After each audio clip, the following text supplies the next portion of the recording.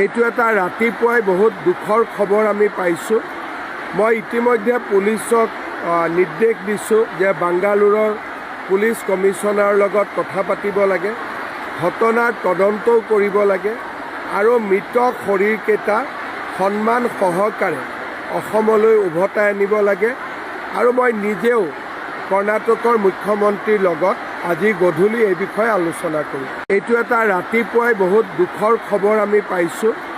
মই ইতিমধ্যে পুলিচক নিৰ্দেশ দিছোঁ যে বাংগালোৰৰ পুলিচ কমিশ্যনাৰৰ লগত কথা পাতিব লাগে, ঘটনাৰ তদন্তও কৰিব লাগে আৰু মৃত শৰীৰকেইটা সন্মান সহকাৰে অসমলৈ উভতাই আনিব লাগে।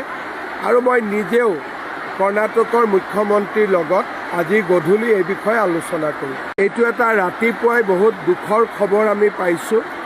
মই ইতিমধ্যে পুলিচক নিৰ্দেশ দিছোঁ যে বাংগালোৰৰ পুলিচ কমিশ্যনাৰৰ লগত কথা পাতিব লাগে, ঘটনাৰ তদন্তও কৰিব লাগে আৰু মৃত শৰীৰকেইটা সন্মান সহকাৰে অসমলৈ উভতাই আনিব লাগে।